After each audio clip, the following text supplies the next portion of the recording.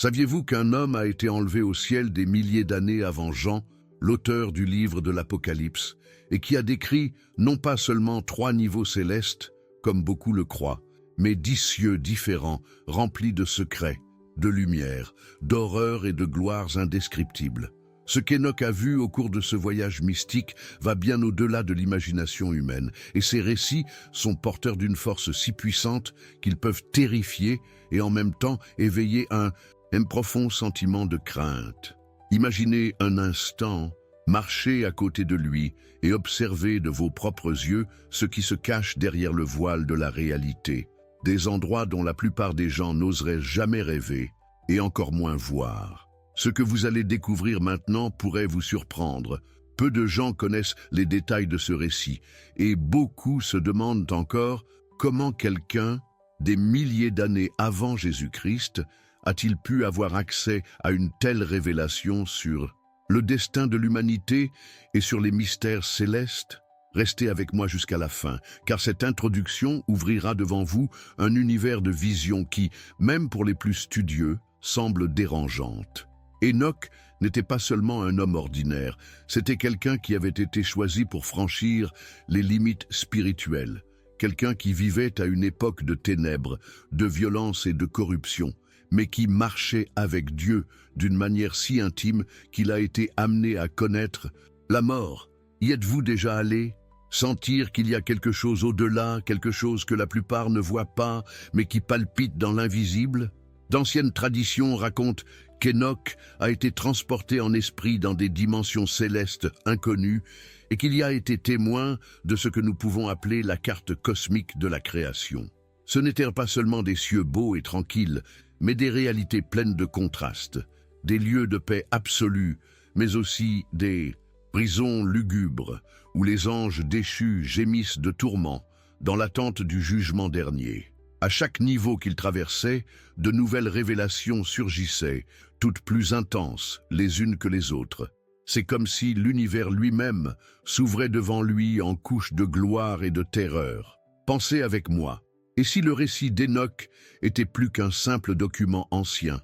Et si ce qu'il décrivait était en fait un avertissement, un signe avant-coureur de ce qui attend toute l'humanité dans les derniers jours? Ce genre de question est inconfortable, mais il est également nécessaire pour nous de comprendre pourquoi le livre d'Enoch, même s'il est considéré comme apocryphe, exerce toujours une telle fascination.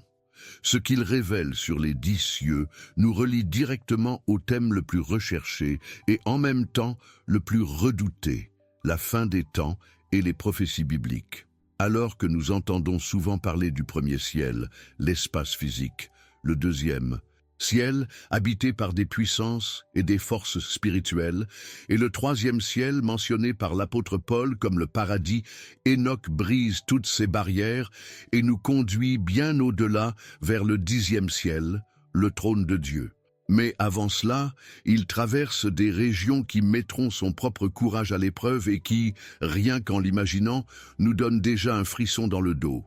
Des lieux de ténèbres et de tourments, des multitudes d'anges emprisonnés, des jardins paradisiaques et des chants incessants, des salles cosmiques où le destin des hommes et des nations s'est décidé avant même de s'être accompli sur terre. Pouvez-vous visualiser l'intensité de ces scènes? Ce qui rend ce récit encore plus troublant, c'est la clarté avec laquelle Enoch décrit chaque détail. Il parle d'atmosphères qui alternent entre la lumière et l'obscurité, d'êtres angéliques qui gardent les étoiles et contrôlent les mouvements cosmiques, des conseils célestes qui déterminent des jugements inévitables. Ce n'est pas seulement une vision belle ou symbolique, c'est une révélation vivante, concrète et en même temps effrayante. Et quand nous nous arrêtons pour penser que ces récits résonnent encore aujourd'hui, il est presque impossible de ne pas faire un lien avec les événements que nous vivons à notre époque. Les guerres, les signes dans les cieux, la décadence morale et le sentiment croissant que nous nous rapprochons de plus en plus d'une issue prophétique. Mais peut-être que la partie la plus impressionnante de tout cela est d'imaginer Enoch, un homme de chair et de sang comme vous et moi, confronté à des visions qui dépassent toute logique humaine. Comment expliquer ce qu'il a vu? Comment pouvons-nous mettre des mots sur des réalités qui semblent plus grandes que tout ce que notre esprit peut traiter? Cette tension entre le sublime et le terrifiant est ce qui donne de la force au récit des 10 cieux. Et c'est précisément ce mélange d'émerveillement et d'émerveillement qui fascine des générations entières par son histoire. Si vous vous êtes déjà demandé ce qui se cache au-delà de la mort, ce qui se passe dans les domaines spirituels que nos yeux ne peuvent pas atteindre, ou comment les prophéties bibliques se connectent aux révélations cachées d'hommes comme Enoch, c'est le moment de plonger dans le vif du sujet. Il ne s'agit pas seulement de curiosité religieuse, mais d'un voyage qui peut transformer la façon dont vous comprenez le but de la vie et la destinée éternelle. Préparez-vous car nous commençons tout juste à percer les secrets des cieux d'Enoch. Ce qui vient ensuite n'est pas une théorie, pas une invention cinématographique, mais un récit ancien qui continue de résonner comme un avertissement. Et chacun des cieux qu'il a décrits recèle des mystères qui mettront au défi votre foi, votre esprit et même vos émotions.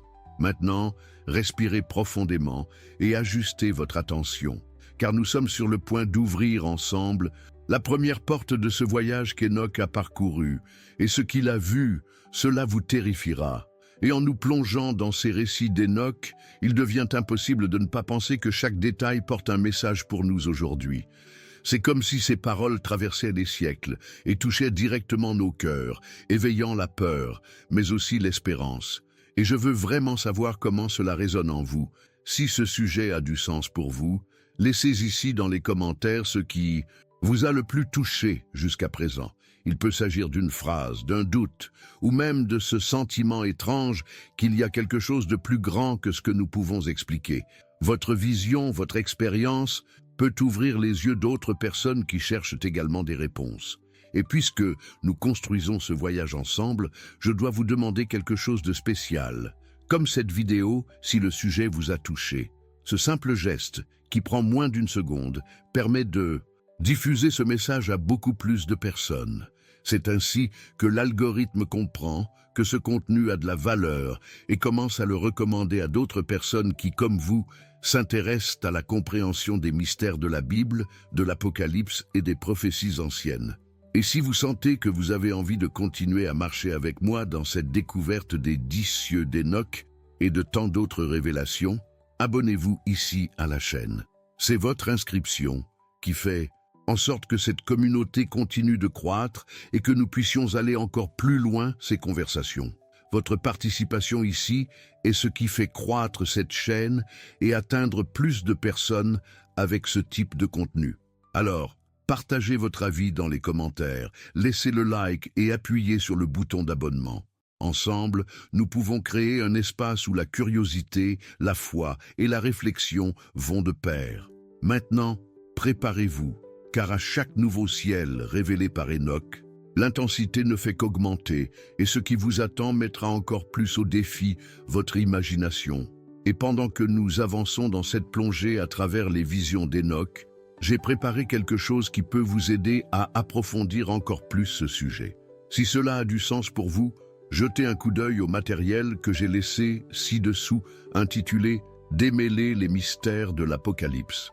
Il s'agit d'un contenu pratique et direct, conçu spécialement pour compléter ce que nous explorons ici dans la vidéo, et peut vous faire gagner beaucoup de temps lors de l'organisation de ces informations et de leur application à votre étude personnelle. Ce matériel peut être mis hors ligne à tout moment, donc s'il vous est utile, profitez-en pendant qu'il est encore disponible. C'est ici, dans le commentaire épinglé, mais je pourrais le retirer de l'antenne dans les prochains jours. Alors ne le laissez pas pour plus tard. Enoch n'apparaît pas comme une figure importante dans les grands récits bibliques que nous entendons habituellement dans la prédication traditionnelle. Il apparaît presque discrètement, cité en quelques vers, mais le poids de son histoire est si profond qu'il résonne encore aujourd'hui comme une énigme. Il a vécu avant le déluge, à une époque marquée par la corruption, la violence et la dégénérescence morale complète de l'humanité. C'était l'époque où les hommes s'étaient déjà éloignés de Dieu d'une manière si radicale que la création elle-même semblait crier pour la justice. Et dans ce scénario de chaos, Enoch apparaît décrit comme celui qui marchait avec Dieu. Pensez à la force de cette expression. Ce n'est pas quelqu'un qui croyait ou pratiquait seulement des rituels, mais quelqu'un qui vivait en communion intime avec le Créateur, quelqu'un dont la vie reflétait une connexion continue avec le divin. Ce détail change tout, car c'est dans ce contexte que l'on comprend pourquoi il a été choisi pour des visions aussi extraordinaires. La Bible, dans Genèse 5, 24, déclare simplement et directement « Enoch marcha avec Dieu, et il n'était plus, parce que Dieu l'a pris avec lui. » Cette prise pour soi ne signifie pas la mort, mais l'enlèvement. Il a été enlevé de la terre sans avoir fait l'expérience de la fin naturelle du corps, emmené directement dans une dimension spirituelle. Ceci, en soi, a déjà un impact, car cela révèle qu'il y a plus dans le voyage humain que la naissance et la mort. Il y a la impossibilité d'une transformation, d'une transition immédiate vers un autre niveau de réalité. Et cela ne s'arrête pas là. Le Nouveau Testament mentionne à nouveau Enoch dans Jude 1,14, lorsque l'apôtre met un point d'honneur à citer ses prophéties sur le jugement à venir. Cette référence, bien que brève, confère autorité et légitimité au personnage. Il ne s'agit pas seulement d'une figure mythologique ou d'une légende perdue dans le temps, mais d'un homme réel, dont on se souviendra des siècles plus tard comme de quelqu'un qui a reçu des révélations divines. Cela renforce l'idée que votre expérience ne peut être ignorée.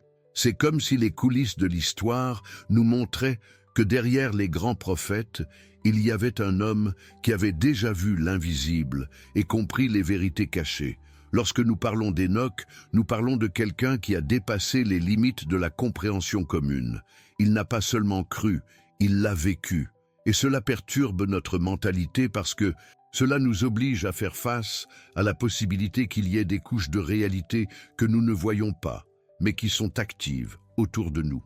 Combien de fois avez-vous eu l'impression que quelque chose de plus grand se passait dans les coulisses de la vie ?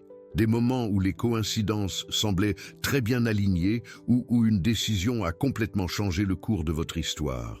Ces expériences nous donnent des indices que l'invisible se manifeste tout le temps et la trajectoire d'Enoch est la confirmation qu'il ne s'agit pas d'une simple imagination, mais d'un appel à ouvrir des yeux spirituels. Ce qui m'impressionne, c'est de me rendre compte qu'Enoch n'a pas cherché la reconnaissance humaine. Il n'a pas vécu pour prouver quoi que ce soit à personne. Son voyage fut silencieux, marqué par l'abandon et la fidélité. Et c'est précisément pour cette raison que Dieu l'a choisi pour voir au-delà du voile. C'est comme si le Créateur lui-même avait dit « Celui-ci peut porter la vérité qui est cachée ». Imaginez porter en vous des révélations si intenses, au point d'être enregistrées et conservées pendant des siècles, inspirant des générations. Ce n'est pas une mince affaire. Il y a aussi un aspect qui génère de l'inconfort et en même temps de la fascination. Si Enoch a été enlevé sans voir la mort, cela signifie qu'il a vécu une transformation radicale, quelque chose qui défie notre logique et même nos concepts les plus élémentaires de l'existence. Cela nous confronte directement à une question puissante. Dans quelle mesure sommes-nous prêts à affronter des réalités spirituelles qui vont au-delà de ce que nous pouvons expliquer? Cette question n'est pas seulement théorique, elle touche à nos décisions quotidiennes, à notre façon de vivre, à l'état d'esprit que nous choisissons de nourrir. Cette histoire nous rappelle que nous n'avons pas affaire qu'à des symboles, mais à des faits spirituels qui ont eu un impact réel. Enoch n'a pas disparu. Dans une métaphore, il a littéralement cessé d'être parmi les hommes parce qu'il a été pris. Ceci, en soi, ébranle toute conception limitée que nous pouvons avoir de la vie et de la mort. Lorsque nous regardons le récit, nous comprenons que l'autorité d'Enoch ne réside pas dans le nombre de mots que la Bible lui a consacrés, mais dans le poids spirituel de ce qui a été révélé à travers sa vie. Et ce poids nous oblige à faire attention. Maintenant, je veux aller encore plus loin dans ce sujet, parce que lorsque nous parlons de qui était Enoch, nous ne revisitons pas seulement l'histoire d'un ancien patriarche. Nous sommes face à un exemple de transformation qui montre comment la communion avec Dieu peut changer complètement le destin d'une personne. Cela perturbe notre perspective sur ce que signifie marcher dans la foi, sur la façon dont des décisions apparemment petites peuvent ouvrir des portes à de grandes révélations. Pensez-y, alors que la plupart d'entre eux étaient plongés dans la corruption, Enoch a choisi de marcher dans la direction opposée, et c'est précisément ce choix qui l'a placé devant l'invisible. Cette prise de conscience nous ouvre un espace pour réfléchir sur nos propres voyages. Combien de fois laissons-nous de côté ce qui est essentiel parce que nous sommes distraits par ce qui est éphémère? Combien de fois ignorons-nous la voix intérieure qui nous rapproche de la vérité cachée qui soutient la vie? Enoch nous montre qu'il est possible de vivre autrement, qu'il est possible de parcourir un chemin qui défie les statistiques et rompt avec les attentes humaines. Il n'avait pas besoin de titres, de grands temples ou de disciples. Il n'avait besoin que d'une seule décision quotidienne: marcher avec Dieu. Cette simplicité est en fait la plus grande complexité, parce qu'il demande de la discipline, il faut une mentalité centrée sur l'invisible, il faut du courage pour affronter les pressions d'un monde qui cherche toujours à nous éloigner de l'éternel. C'est à ce moment-là que nous réalisons l'impact de sa vie. Il ne s'agit pas seulement d'une histoire ancienne, mais d'une invitation vivante à repenser nos propres pas, à affronter de front les révélations qui sont déjà devant nous, mais que nous choisissons souvent d'ignorer. Et c'est peut-être là que le voyage d'Enoch nous touche le plus. Le courage de voir et d'endurer ce qui se trouve au-delà. Le courage de plonger dans un territoire inexploré, d'affronter non seulement les gloires célestes, mais aussi les horreurs spirituelles que la plupart préféreraient ne jamais connaître. C'est un rappel puissant que la recherche de la vérité n'est pas confortable, mais transformatrice. Cela nous oblige à abandonner les illusions et à faire face à ce qui se passe réellement dans les coulisses de la réalité. Lorsque nous parlons du ciel, la plupart des gens imaginent une seule réalité, un lieu de paix, de lumière et de repos. Certains, plus familiers avec les Écritures, se souviennent que la Bible elle-même parle de 3 cieux. Le ciel physique que nous voyons, le ciel spirituel habité par des anges et des puissances, et le ciel supérieur où se trouve le trône de Dieu. Mais Enoch nous surprend en brisant cette compréhension limitée et en révélant quelque chose de beaucoup plus vaste et intrigant: 10 cieux. Oui, 10 dimensions célestes, chacune avec ses propres caractéristiques, chacune contenant des secrets cachés qui nous font réfléchir sur l'immensité de la création. Et lorsqu'il décrit ces lieux, ces mots nous transportent dans des scénarios qui vont du sublime au terrifiant. Il nous fait comprendre qu'il ne s'agit pas de quelque chose de symbolique, mais de réalités spirituelles qui coexistent, influençant directement ce que nous vivons ici sur Terre. Chaque ciel recèle de secrets cachés, certaines glorieuses, d'autres terrifiantes. Imaginez maintenant l'impact de cela sur la mentalité de quelqu'un qui a toujours cru que le paradis n'était qu'une seule destination finale. Ce qu'Enoch révèle, c'est un voyage complexe, plein de scènes, de coulisses célestes qui fonctionnent comme des rouages dans l'univers entier. C'est comme s'il avait été conduit sur une échelle infinie, dans laquelle chaque pas ouvrait une nouvelle perspective sur le but de l'existence. Cette vision élargit non seulement le concept de spiritualité, mais remet également en question notre compréhension de la justice, de la rédemption et même du jugement. Car s'il y a tant de cieux, il y a aussi différentes fonctions, des lieux de gloire, mais aussi des prisons, des chambres de tourment et des régions de silence absolu. Ce qui est frappant, c'est la façon dont Enoch décrit tout cela. Il ne parle pas seulement de manière poétique ou symbolique, mais avec des détails qui provoquent à la fois inconfort et fascination. Il rapporte différentes atmosphères, différentes couleurs et lumières, des sons qui ne pourraient jamais être produits par des instruments humains. Il est clair qu'il a vécu une transformation complète pour porter le poids de ses visions. Et cela nous fait réfléchir sur le sérieux de ce qui est raconté.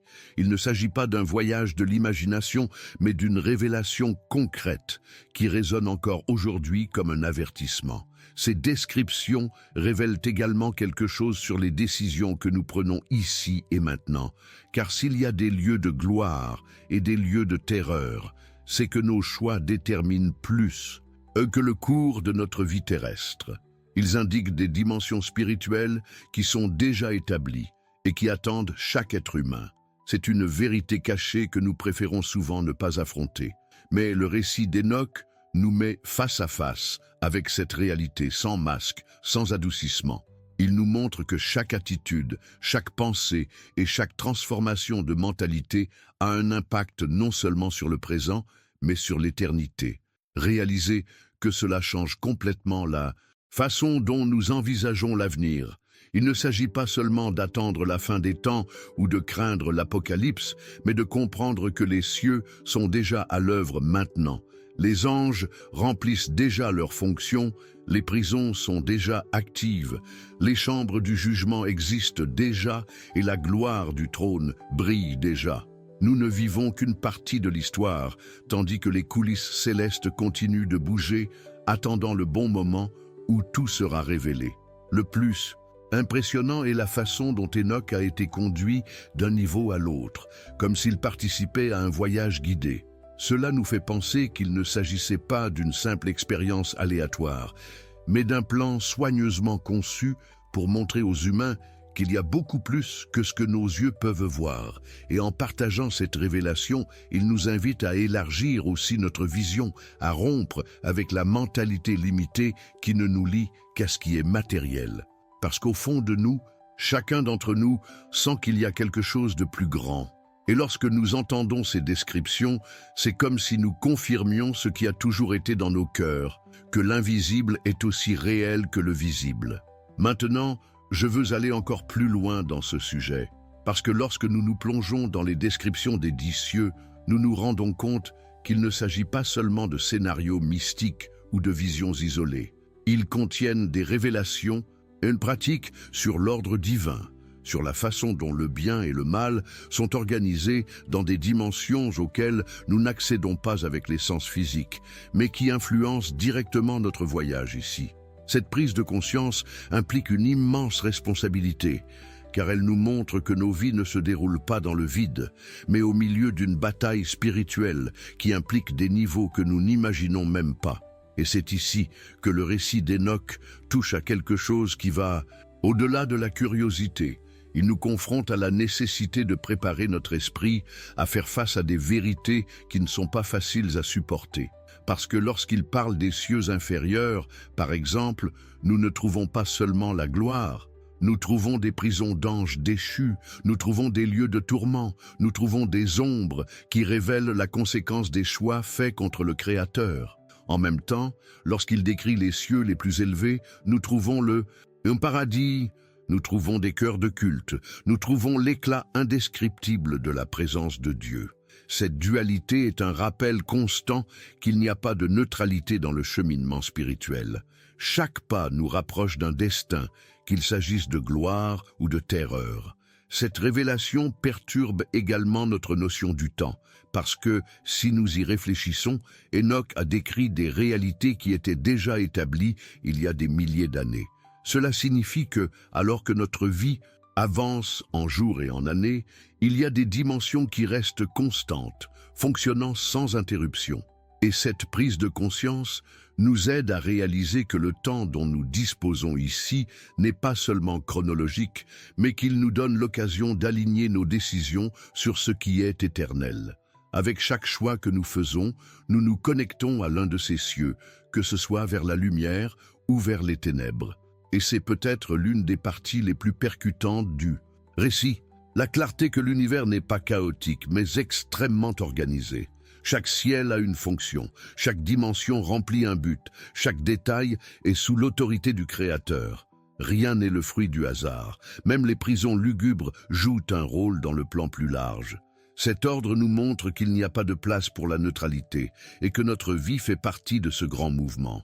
Nous sommes connectés aux dimensions supérieures, même lorsque nous n'en sommes pas conscients.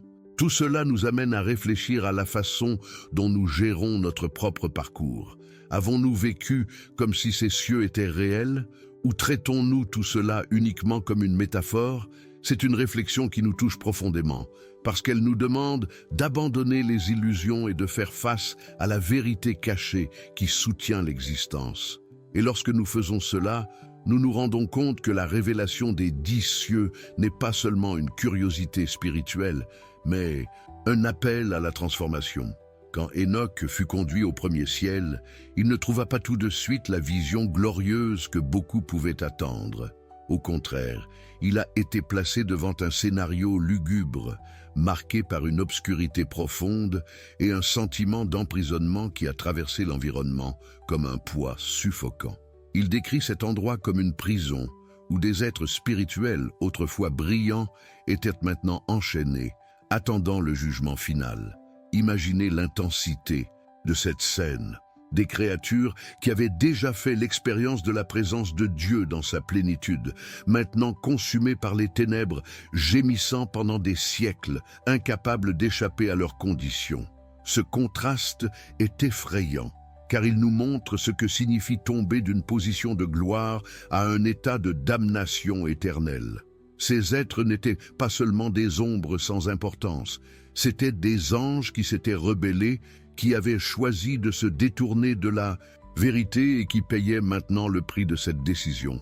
L'idée que le premier ciel est marqué par cette prison nous fait déjà beaucoup réfléchir sur la dimension spirituelle. Ce n'est pas un espace vide, mais un lieu actif où les conséquences de la rébellion deviennent évidentes. Enoch a été témoin des cris incessants de ces anges emprisonnés, et ce son résonne comme un rappel que nos choix ont un impact bien au-delà du temps présent. Ce qu'il y a vu n'était pas seulement une punition, c'était aussi un avertissement silencieux mais puissant pour tous ceux qui croient qu'ils peuvent jouer avec l'éternité. Alors qu'il avançait vers le deuxième ciel, Enoch était confronté à une réalité encore plus intense. Si dans le premier il y avait des prisons, dans le second il y avait une concentration de forces spirituelles qui provoquait la peur. Il décrit ce lieu comme un espace d'obscurité encore plus dense, où les puissances maléfiques agissaient sous surveillance, mais attendaient également le moment de jouer leur rôle dans les événements futurs de l'humanité. C'était comme si le second ciel était une sombre caserne, une base stratégique du mal, où les anges déchus attendaient des instructions, où l'atmosphère était imprégnée de haine et d'un désir constant de destruction. Cette révélation ébranle notre mentalité parce qu'elle nous montre qu'il existe une structure organisée, même du côté obscur. Nous pensons souvent que le mal est quelque chose de désordonné, mais Enoch indique clairement qu'il y a une hiérarchie, une discipline sombre, un système qui travaille dans les coulisses contre les desseins du Créateur. Et quand nous réalisons cela, nous comprenons pourquoi nous ressentons si souvent le poids de batailles invisibles dans nos vies. Ces arrestations et ces rassemblements ne sont pas de vieilles histoires. Ils pointent du doigt des réalités qui influencent directement nos décisions, nos peurs, nos conflits internes.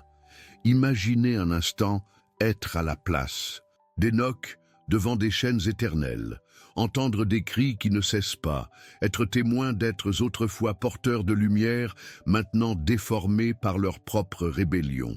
C'est une scène qui terrifie, mais qui éveille aussi un sentiment d'urgence.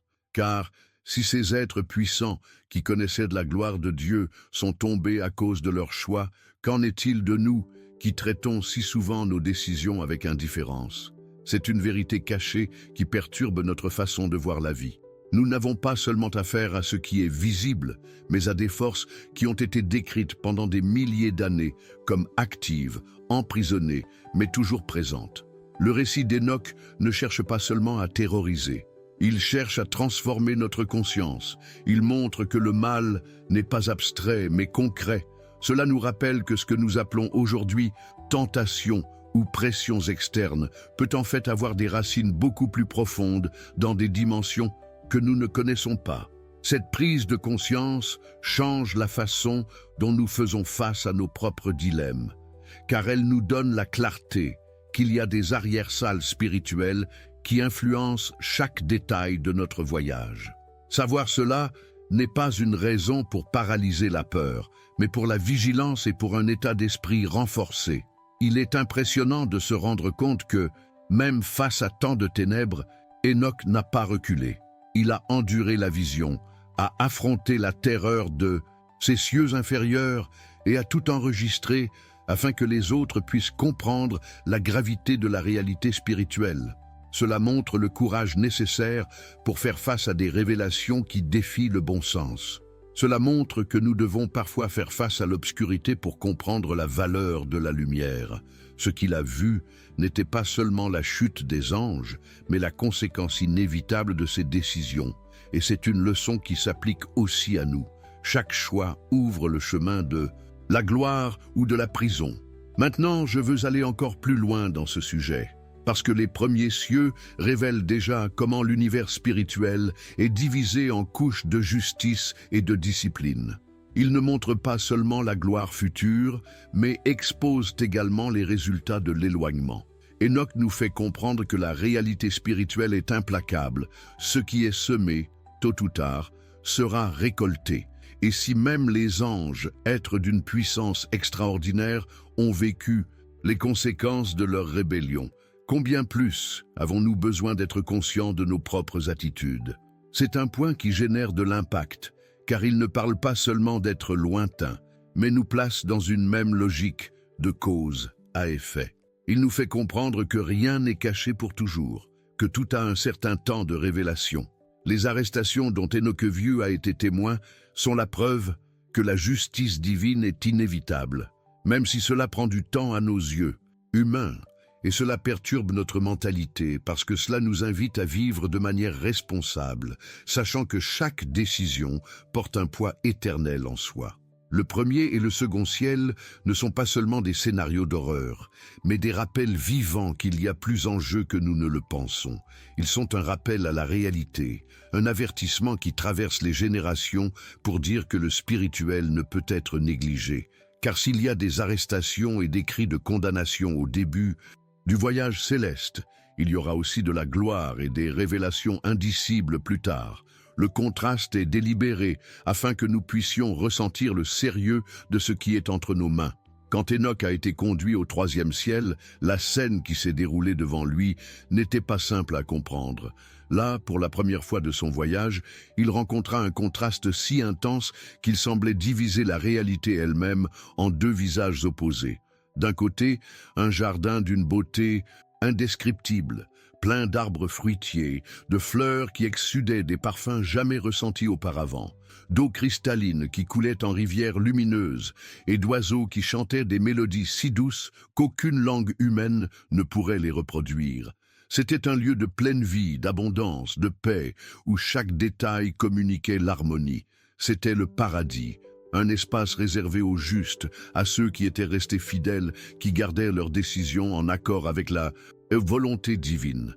Mais juste à côté de ce jardin parfait, Enoch a également vu quelque chose de troublant, un lieu de tourment où les âmes des méchants souffraient constamment, criant un soulagement qui n'est jamais venu.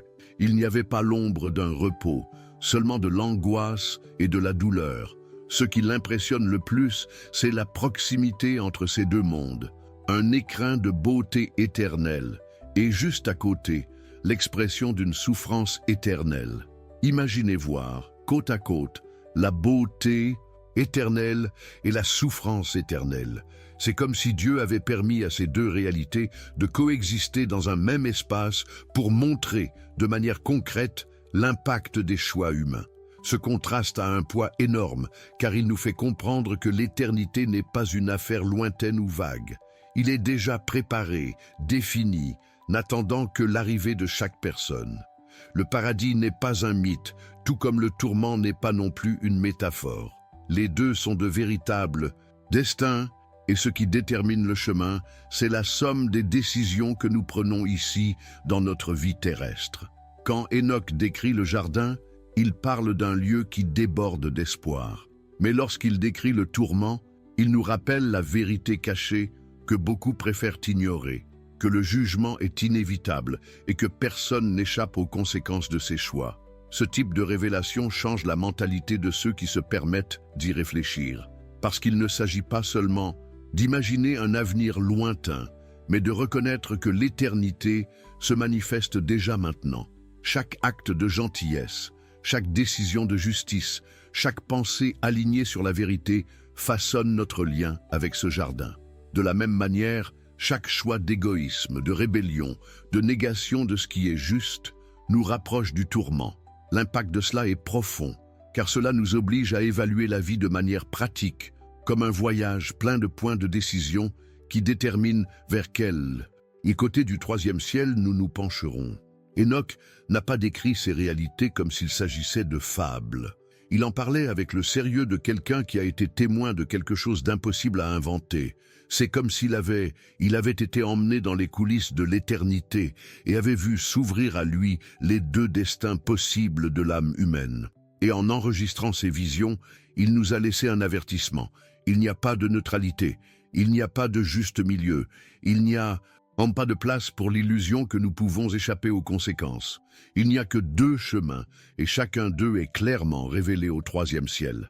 Maintenant, je veux aller encore plus loin dans ce sujet, parce que lorsque nous pensons à ce contraste, nous ne pouvons pas ignorer l'impact émotionnel qu'il porte.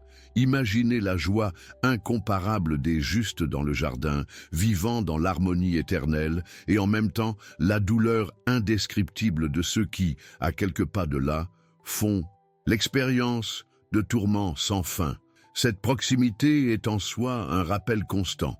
Peut-être que la raison pour laquelle ils se tiennent côte à côte est précisément pour montrer que la justice de Dieu n'est pas cachée, mais évidente, et que personne ne peut plaider l'ignorance de la vérité. Cela nous invite à considérer notre voyage non pas comme une simple séquence de jours, mais comme une préparation à une destination inévitable. C'est comme si Enoch avait assisté à la matérialisation des conséquences humaines dans deux scénarios extrêmes. D'une part, la transformation de la vie en plénitude, de l'autre, la conséquence de choix qui s'écartent de la vérité. Cette vision nous oblige à réfléchir à l'impact de chaque petite décision, parce que même ce qui semble insignifiant peut contribuer à façonner le lieu où nous passerons l'éternité. C'est la vérité cachée qui nous dérange, mais qui se réveille aussi. Il n'y a pas de détails sans importance dans le cheminement spirituel. Cette révélation du troisième ciel n'est pas seulement destinée à terrifier, mais à nous offrir la clarté. Elle nous montre qu'il y a un destin de paix, d'abondance et de repos, et que c'est possible, accessible, préparé. En même temps, il révèle qu'il y a aussi un destin de douleur, et qu'il est le résultat direct des choix humains. Cette dualité est inconfortable, mais nécessaire, parce que cela nous aide à comprendre que la vie n'est pas seulement une question de maintenant, mais aussi d'éternité, déjà en mouvement. Le voyage d'Enoch nous rappelle que le troisième ciel n'est pas seulement un espace lointain, mais une réalité vivante qui nous appelle à réfléchir et à agir. Il nous montre qu'il ne suffit pas de croire. Il est nécessaire d'aligner nos attitudes, notre mentalité et nos décisions sur ce qui est éternel. Parce qu'au final, nous serons tous confrontés à ce contraste, et la question sera inévitable. De quel côté voulons-nous être ? Il commente. Cela a du sens pour moi. Et en réfléchissant à ce contraste frappant dont Enoch a été témoin au troisième ciel, entre le jardin de la paix et le lieu du tourment, j'ai préparé quelque chose qui peut vous aider à organiser ces idées et à approfondir encore plus ce sujet. Si cela a du sens pour vous, jetez un coup d'œil au matériel que j'ai laissé ci-dessous, intitulé « Démêler les mystères de l'Apocalypse ». Il s'agit d'un contenu pratique et direct, conçu précisément pour compléter ce dont nous avons parlé ici, et peut vous me faire gagner beaucoup de temps dans la pratique, car il rassemble de manière simple les points les plus importants sur ces révélations. Ce contenu peut être mis hors ligne à tout moment, donc s'il vous est utile, profitez-en pendant qu'il est encore disponible. C'est ici dans le commentaire épinglé, mais je pourrais le retirer de l'antenne dans les prochains jours. Lorsque Enoch a été conduit au quatrième ciel, il est entré dans un espace complètement différent des précédents. Après les et sombres prisons et le contraste entre le jardin du paradis et les lieux de tourment, il est confronté à une dimension marquée par l'ordre et la grandeur. Dans ce ciel, ce qui a le plus attiré l'attention, c'est le rôle des anges en tant que gardiens du cosmos. Ils n'étaient pas seulement présents dans le culte, mais remplissaient des fonctions spécifiques liées au mouvement des étoiles, aux étoiles et à l'équilibre de tout ce qui existe. C'était comme si l'univers physique lui-même, celui que l'on peut voir à l'œil nu ou avec des télescopes avancés, n'était que le reflet visible d'un engrenage invisible se déplaçant à ce niveau céleste. L'univers que nous voyons n'est que le reflet de ce qui se passe dans ces cieux cachés. Enoch décrit des anges chargés de garder chaque étoile, de superviser chaque trajectoire cosmique, de maintenir en harmonie les cycles que nous connaissons, le lever et le coucher du soleil, les phases de la lune, les mouvements planétaires qui régissent même les marées de notre monde. Tout cela, que nous traitons souvent comme un phénomène scientifique, il le considérait comme faisant partie d'un ordre spirituel, soigneusement organisé et dirigé par la volonté divine. Cela change complètement la façon dont nous regardons la création, parce que cela nous montre que rien n'est lâche, rien n'est aléatoire. Il y a une intelligence supérieure, une architecture cosmique invisible, soutenue par l'action constante de ces êtres angéliques. Ce type de révélation a un impact profond, car il nous invite à réfléchir sur la mentalité avec laquelle nous voyons le monde. Combien de fois avons-nous été impressionnés par des images de l'espace, par la beauté des étoiles ou par l'ampleur des galaxies lointaines? Car Enoch nous montre que derrière chaque point de lumière dans le ciel, il y a des anges qui remplissent des fonctions spécifiques, maintenant l'univers en parfaite synchronisation. Cela nous donne une perspective différente. La science nous montre les effets, mais le ciel révèle les causes. C'est comme si nous étions devant une grande symphonie et que les anges étaient les musiciens invisibles qui accordent chaque note pour que l'harmonie ne cesse jamais. Alors qu'il avançait vers le 5e ciel, Enoch percevait une dimension encore plus marquée par l'adoration. Ici, les anges ne gardaient pas seulement le cosmos, mais chantaient aussi sans cesse, des chants qui remplissaient toute la pièce d'une atmosphère de révérence et de gloire. C'étaient des voix si puissantes et si pures que la création elle-même semblait leur répondre. Imaginez le son de millions de voix en parfaite harmonie, formant des mélodies qui ne se répètent pas et qui communiquent des vérités spirituelles impossibles à traduire en paroles humaines. Ce scénario a fait sentir Enoch petit face à la grandeur de ce dont il a été témoin, mais en même temps profondément lié à l'ordre divin qui sous-tendait tout. Cette vision nous aide à comprendre que l'univers n'est pas seulement un espace vide, mais une scène de culte constant. Les étoiles, les planètes et tous les éléments cosmiques n'existent pas simplement. Ils sont alignés sur un ordre supérieur, reflétant la gloire du Créateur qui se manifeste à travers l'œuvre des anges. Cela renforce l'idée qu'il se passe beaucoup plus dans les coulisses de la réalité que nous ne le pensons.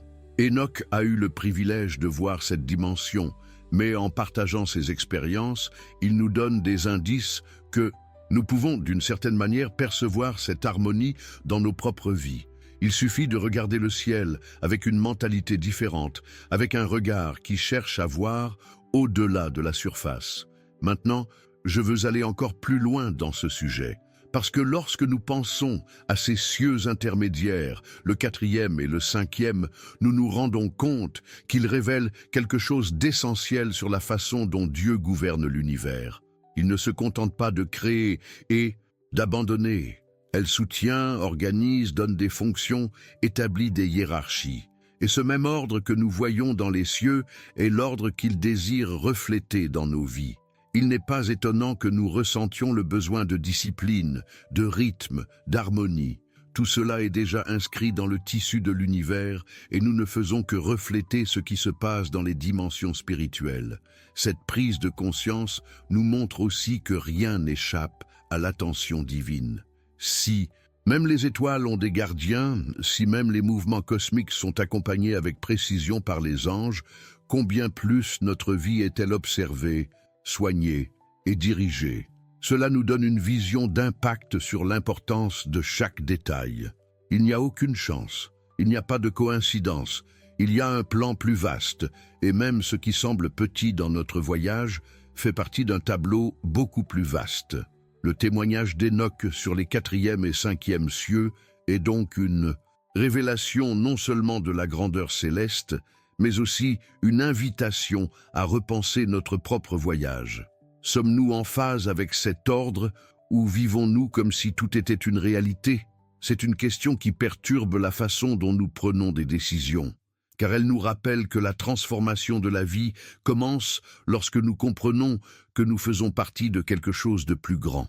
Cette prise de conscience peut complètement changer la façon dont nous faisons face aux défis, car elle nous montre que même au milieu d'un chaos apparent, il y a de l'harmonie dans les coulisses.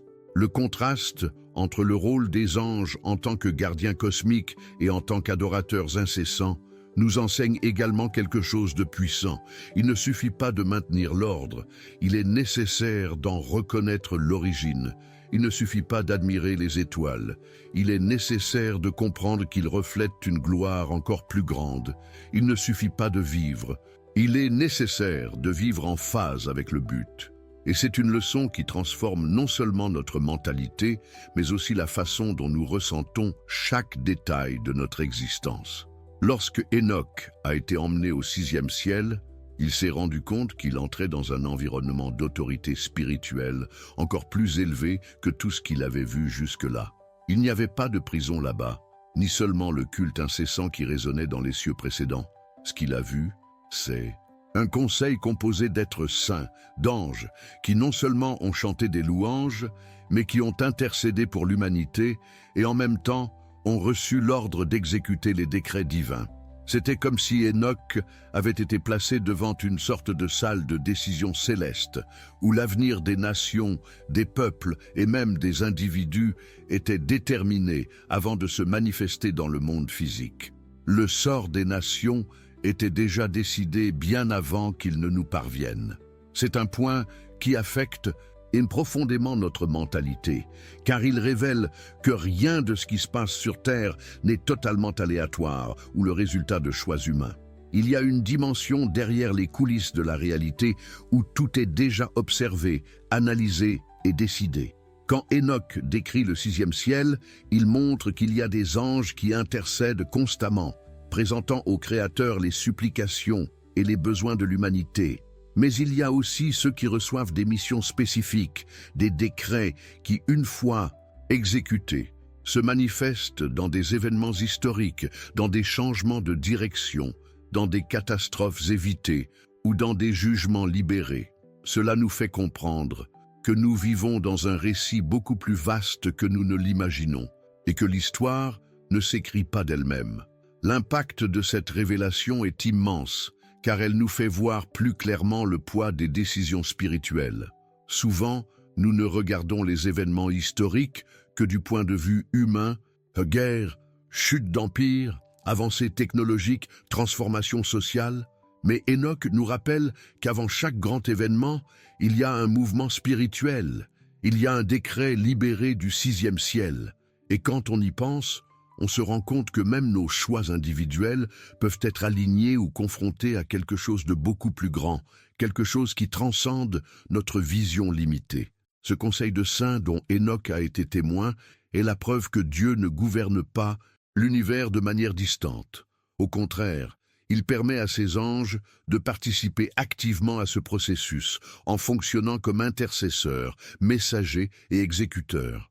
Cette structure nous montre qu'il y a de la justice et de l'ordre dans chaque détail, que rien n'échappe au regard divin. Cela nous met au défi de réfléchir à la façon dont nous avons interprété notre propre parcours. Croyons-nous vraiment que chaque prière, chaque cri, chaque acte de foi a un impact? Enoch nous montre que, et c'est le cas, parce que ces anges prennent les supplications de l'humanité devant le Créateur et les transforment en actions concrètes qui façonnent l'histoire. Maintenant, je veux aller encore plus loin dans ce sujet, parce que lorsque nous regardons le 6e ciel, nous nous rendons compte qu'il représente une ligne directe entre l'humanité et l'éternité. Là-bas, non seulement les nations ont leur destin tracé, mais aussi les individus. C'est un rappel que le monde visible est sous l'influence constante du monde invisible. Cette prise de conscience devrait changer notre façon de vivre, car elle montre clairement que rien n'est trop petit pour être remarqué. Chaque acte de justice, chaque bonne décision, chaque acte de reddition peut devenir une partie d'un ordre céleste libéré en notre faveur. Cette révélation nous aide aussi à mieux comprendre pourquoi nous rencontrons souvent une telle résistance lorsque nous essayons d'aligner notre vie sur le but divin. Si le sixième ciel est un lieu de décret, cela signifie que chaque fois que quelque chose est libéré en notre faveur, le monde des ténèbres réagit. La lutte que nous ressentons au quotidien est le reflet de cette dynamique spirituelle, de cette tension entre les décrets de vie et les forces qui tentent de les empêcher de se manifester. Savoir cela ne nous paralyse pas, mais nous fortifie, car nous comprenons que nous ne sommes pas seuls. Il y a des anges qui intercessent, il y a des voix qui nous crient dans les coulisses de l'éternité. Le plus impressionnant, c'est de penser qu'Enoch a été témoin de tout cela des milliers d'années avant Jésus-Christ, à une époque où l'humanité n'était même pas pleinement consciente de sa propre histoire. Cela renforce l'autorité de sa vision, car cela montre que ce qu'il a décrit résonne encore aujourd'hui, se connecte avec les prophéties bibliques ultérieures et nous aide à comprendre que le plan divin est continu, non limité aux temps humains. Ce qu'il a vu ne concernait pas seulement son époque, mais tout le voyage de l'humanité. Ce sixième ciel est un puissant rappel que notre vie n'est pas seulement une conséquence de facteurs externes ou de circonstances aléatoires. Il y a un but plus grand dans le progrès, et nous y sommes tous impliqués, même si nous n'en sommes pas conscients. Comprendre cette vérité cachée nous donne plus de responsabilité sur la façon dont nous menons notre propre voyage, car nous savons que chaque étape peut être alignée sur des décrets déjà établis. Quand Enoch atteignit le septième ciel, il fut confronté à une vision qui surpassait toute expérience humaine. Tout ce qu'il avait vu jusque-là, les sombres prisons, les jardins du paradis, les tourments éternels, les anges gardant les étoiles et les conseils célistes décidant des destinées des nations, semblait petit devant ce qui s'ouvrait devant ses yeux. C'était comme si tout le voyage, jusqu'à ce point, n'avait été qu'une préparation pour lui, à endurer la révélation la plus sublime, le trône de Dieu. Il décrit ce moment avec révérence et étonnement et admet même que les mots n'étaient pas suffisants pour décrire la lumière émanant du trône. Ce n'était pas une lumière ordinaire, mais une présence qui envahissait chaque partie de l'être, qui non seulement illuminait mais transformait. Ce scénario ne ressemblait à rien de ce que nous pouvions imaginer. Ce n'était pas simplement une pièce majestueuse ou un espace glorieux, c'était l'essence de la gloire elle-même. Le trône n'était pas seulement un symbole d'autorité, c'était la manifestation vivante du Créateur, entouré de myriades d'anges qui chantaient des louanges incessantes. Chaque recoin de la pièce vibrait d'une énergie indescriptible, comme si l'univers lui-même palpitait d'adoration. Ce dont Enoch a été témoin était la source de tout, le centre d'où coulait la vie, l'ordre et la justice. Il était impossible de ne pas être impacté, impossible de ne pas être transformé face à une telle grandeur. Réfléchissez maintenant un instant à l'impact de cette vision. Si même les cieux antérieurs avaient déjà provoqué la crainte et la révérence, qu'en est-il de se tenir devant le trône de Dieu lui-même? Enoch nous montre que ce lieu n'est pas seulement une destination finale, mais une réalité vivante et active qui régit tout ce qui existe. Cette prise de conscience devrait complètement changer notre mentalité, car elle nous fait comprendre que la vie n'est pas conduite par le hasard, mais par l'autorité d'un Dieu qui règne avec une justice parfaite. Lorsqu'il décrit la lumière, il ne parle pas seulement de clarté, mais de quelque chose qui a percé et révélé la partie la plus profonde du cœur humain. Rien n'était caché devant le trône. C'était un endroit où tous les masques tombaient et où seule la vérité restait.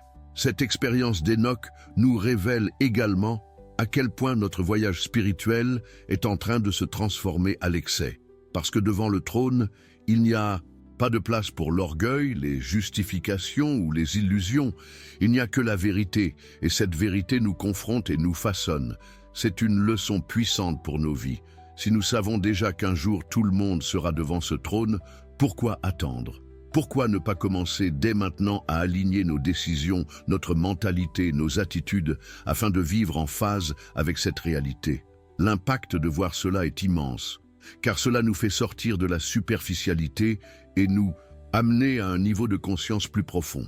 Maintenant, je veux aller encore plus loin dans ce sujet, car le 7e ciel nous montre que tout l'ordre qu'Enoch a vu jusqu'ici converge sur ce point. Les prisons, les champs, les conseils, les gardiens cosmiques, tout trouve un sens devant le trône de Dieu. C'est comme si chaque détail n'était qu'une pièce d'un grand puzzle qui s'achève en présence du Créateur. Cela signifie que la gloire de Dieu n'est pas seulement un ornement, mais la base de tout ce qui existe. Quand Enoch vit ce trône, il comprenait que rien dans l'univers ne se passe en dehors de cette autorité. Cette révélation nous donne la sécurité, mais aussi la responsabilité. La sécurité, parce que nous savons que nous sommes entre les mains d'un Dieu qui règne à la perfection. La responsabilité, parce qu'elle nous rappelle que chaque décision est vue, évaluée et pesée sous cet angle. Ce moment de la vision d'Enoch suscite une émotion si forte qu'il est difficile de l'imaginer.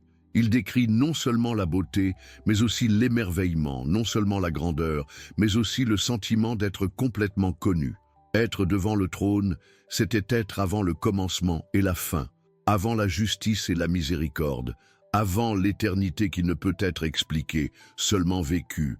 Cette vérité cachée est transformatrice parce qu'elle nous sort de l'illusion que nous sommes seuls ou que nos choix sont trop petits pour avoir de l'importance. Tout est vu, tout est enregistré, tout est conduit à partir de ce point central de gloire.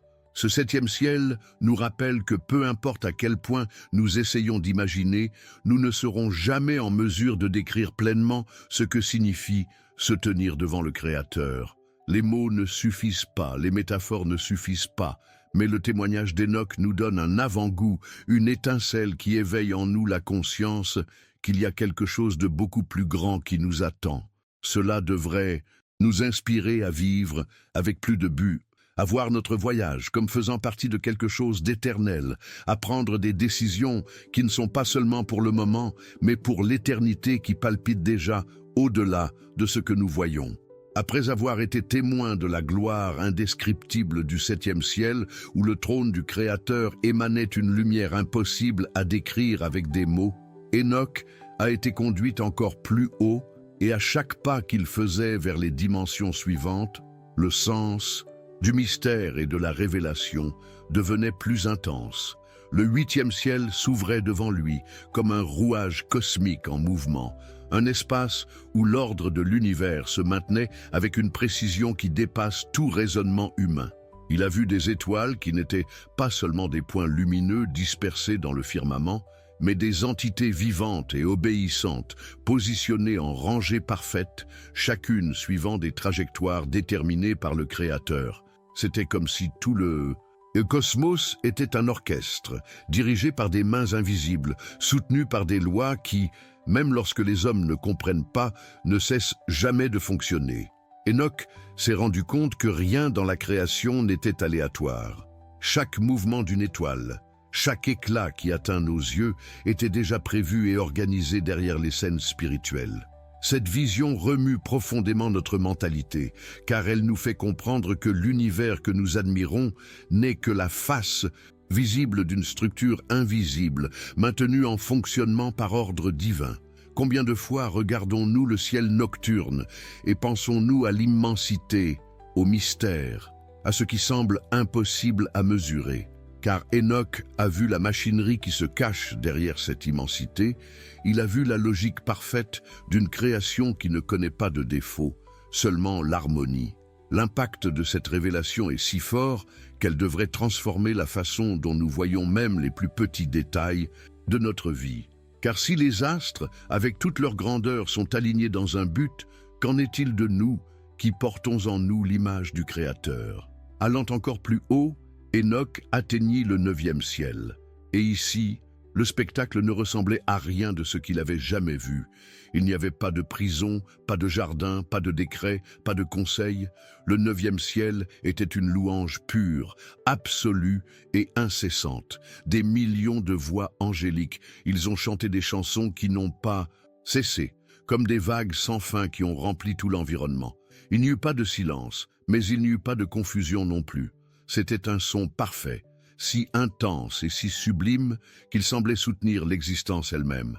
Enoch s'est rendu compte que l'adoration n'était pas seulement un acte de dévotion, mais le souffle de l'éternité. Tout palpitait d'adoration, et chaque note, chaque voix, chaque mélodie s'unissait en un chœur éternel, exaltant la gloire de Dieu. Il est difficile d'imaginer ce que cela signifiait pour lui, un homme de chair et de sang, limité par le langage et les sens humains.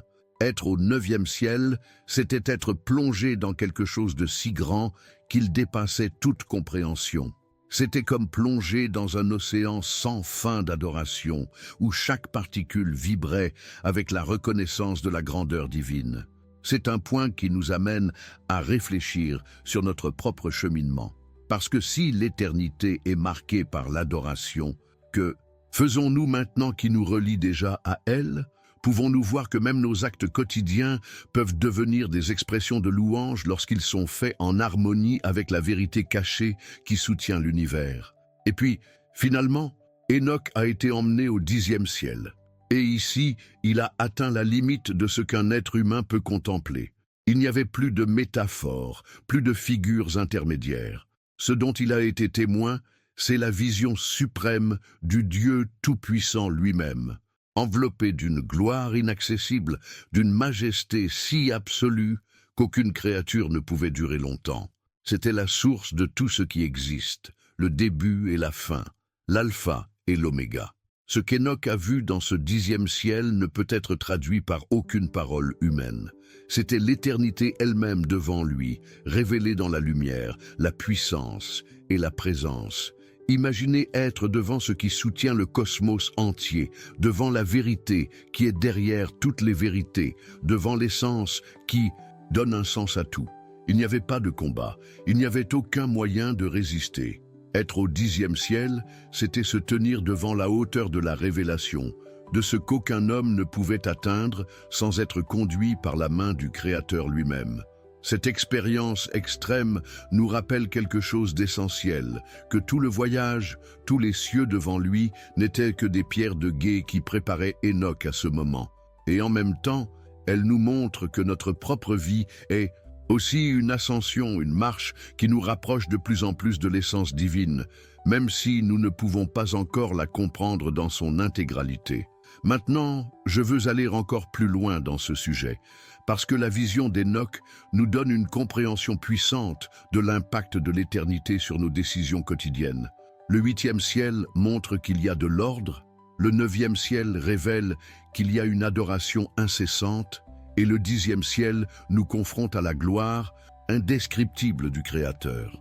Cela nous enseigne que la vie ne peut pas être vécue superficiellement. Il y a un but, une direction, un destin. Et tout ce que nous faisons maintenant a un lien avec ces cieux, avec ces dimensions qui sont bien au-delà de ce que nous pouvons voir. Cette prise de conscience est transformatrice, car elle nous rappelle que rien n'est trop petit, que rien n'est hors de propos. Nous avançons constamment vers cette dernière réunion. Le voyage d'Enoch est aussi une invitation pour nous à repenser notre façon de voir le monde. Nous ne vivons pas seulement des jours ordinaires. Nous sommes préparés, polis, façonnés pour un destin qui transcende le temps. C'est la vérité cachée que beaucoup préfèrent ignorer, mais qui est devant nous comme une révélation inévitable. Quoi Enoch, vu dans les cieux, est un rappel que la vie est bien plus que la routine. C'est un voyage vers l'éternel. Après avoir traversé cet impressionnant voyage à travers les 10 cieux décrits, et par Enoch, il est impossible de ne pas ressentir le poids et en même temps l'espoir que ces visions portent en elles. Son récit n'est pas seulement un ensemble d'images lointaines ou une curiosité apocalyptique. C'est avant tout un avertissement et une invitation. Je vous préviens, parce qu'il nous rappelle qu'il y a un ordre plus grand qui gouverne tout, une vérité cachée que nous ne pouvons ignorer et qui, tôt ou tard, sera mise en lumière. Une invitation, parce qu'elle nous appelle à repenser nos décisions, notre état d'esprit et même le but de notre voyage ici sur Terre.